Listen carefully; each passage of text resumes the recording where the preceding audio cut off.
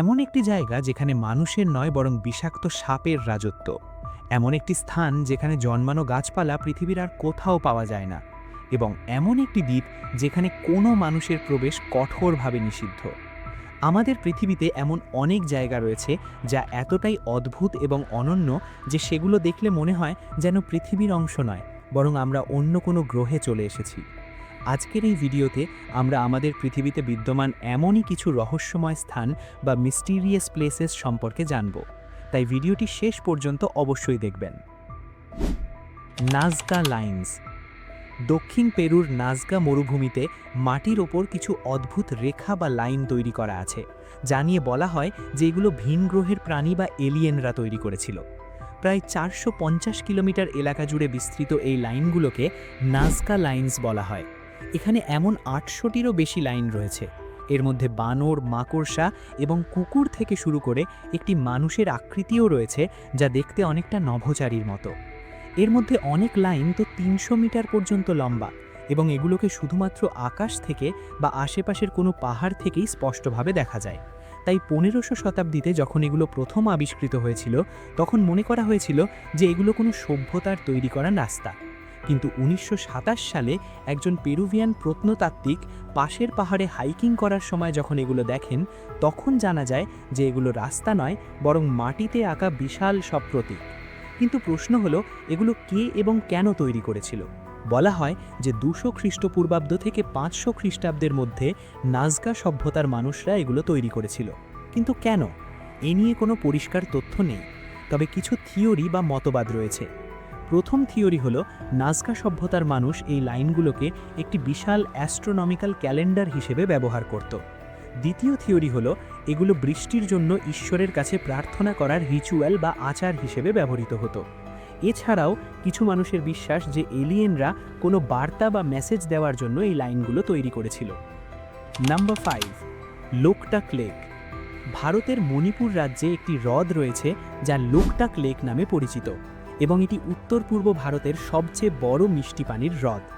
এই হ্রদের বিশেষত্ব হল এর ওপর হাজার হাজার ভাসমান দ্বীপ বা ভূখণ্ড রয়েছে, যেগুলোকে ফুমডি বলা হয়। ফুমডি মূলত মাটি, গাছপালা এবং জৈব পদার্থ দিয়ে তৈরি। মজার বিষয় হলো, এগুলোর অনেকটিতে মানুষ ঘরবাড়ি বানিয়ে বসবাসও করে। এমনকি একটি ফুমডির ওপর স্কুলও রয়েছে। এছাড়াও এই ফুমডিগুলোর ওপর একটি জাতীয় উদ্যান বা ন্যাশনাল পার্ক রয়েছে, যা কেইবুল লামজাও ন্যাশনাল পার্ক নামে পরিচিত। এটি বিশ্বের একমাত্র ভাসমান ন্যাশনাল পার্ক। এই পার্কে হরিণের এমন একটি প্রজাতি পাওয়া যায় যাকে সাংহাই বা ডান্সিং ডিয়ার বলা হয়, কারণ যখন এরা ভাসমান ফুমডিতে চলে তখন দেখে মনে হয় যেন এরা নাচছে। 1951 সালে মনে করা হয়েছিল যে সাংহাই পৃথিবী থেকে বিলুপ্ত হয়ে গেছে, কিন্তু পরে এই ভাসমান পার্কে এদের পুনরায় আবিষ্কার করা হয়, এবং আজ সারা বিশ্বের মধ্যে এরা শুধুমাত্র এখানেই পাওয়া যায়। Number 4, Socotra. ভারত মহাসাগরে ইয়েমেন দেশ থেকে প্রায় 340 কিলোমিটার দূরে একটি দ্বীপ রয়েছে যা সোকোত্রা নামে পরিচিত। এই দ্বীপটি এতটাই আলাদা এবং অনন্য যে এটি দেখলে মনেই হয় না এটি পৃথিবীর অংশ, বরং মনে হয় যেন আপনি কোনো এলিয়েন গ্রহে চলে এসেছেন। এই দ্বীপে গাছপালার এমন কিছু অদ্ভুত প্রজাতি পাওয়া যায় যা পৃথিবীর আর কোথাও নেই।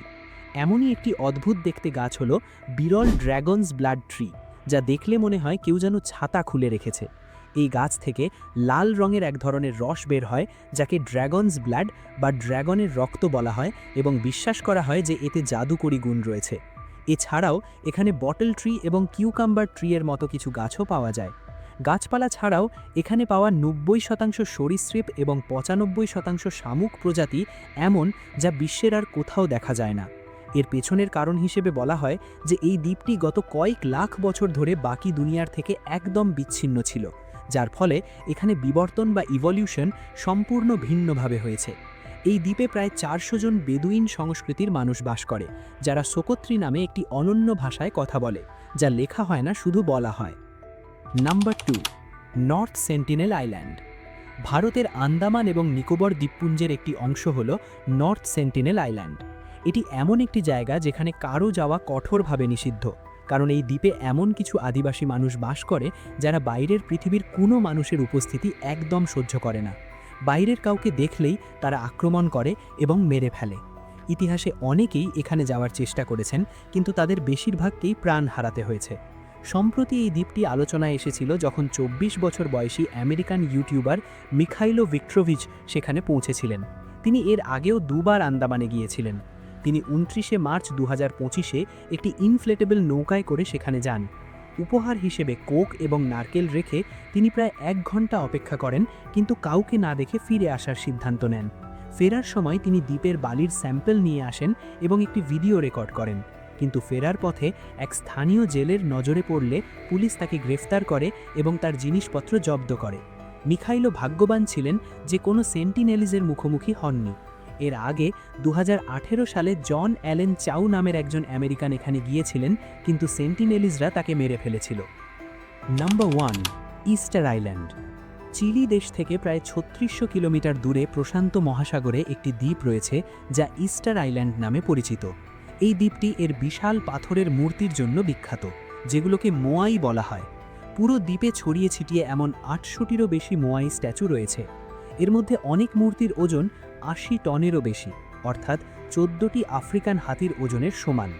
মনে করা হয় আজ থেকে প্রায় 600 বছর আগে রাপানুই নামক আদিবাসীরা এগুলো তৈরি করেছিল। সবচেয়ে বড় মূর্তিটির উচ্চতা প্রায় 33 ফুট এবং ওজন প্রায় 90,000 কেজি। এত ভারী মূর্তি হেলানোই যেখানে কঠিন, সেখানে এগুলো কিভাবে তৈরি এবং স্থানান্তরিত হতো? অনেকে ভাবতেন এটি এলিয়েনদের কাজ, কিন্তু মডার্ন রিসার্চে প্রমাণ মিলেছে যে দ্বীপের আগ্নেয়গিরির পাথর বা ভলক্যানিক অ্যাশ স্টোন দিয়ে এগুলো তৈরি করা হতো। ইনকমপ্লিট বা অসম্পূর্ণ কিছু মূর্তি দেখে বোঝা যায় পাথর কেটেই এগুলো বানানো হতো। কিন্তু 14টি হাতির ওজনের সমান এই মূর্তিগুলো কিভাবে সরানো হতো? গবেষণায় দেখা গেছে দড়ি দিয়ে বেঁধে ব্যালেন্স করে ধীরে ধীরে এগুলোকে হাঁটানো বা টেনে গন্তব্যে নেওয়া হতো। এই মূর্তিগুলো কেন বানানো হয়েছিল তার কোনো স্পষ্ট প্রমাণ নেই, তবে গবেষকদের মতে রাপানুইরা তাদের পূর্বপুরুষ এবং গুরুত্বপূর্ণ ব্যক্তিদের সম্মানে এবং স্মরণে এগুলো তৈরি করত। তারা বিশ্বাস করত এই মূর্তিতে তাদের পূর্বপুরুষদের আত্মা বাস করে, যা তাদের গোত্রকে রক্ষা করে। তো এই ছিল বিশ্বের কিছু সবচেয়ে রহস্যময় স্থান। ভিডিওটি ভালো লাগলে প্লিজ লাইক দিন এবং চ্যানেলটি সাবস্ক্রাইব করে নিন। দেখা হবে পরের ভিডিওতে। ততক্ষণ পর্যন্ত ভালো থাকবেন। ধন্যবাদ।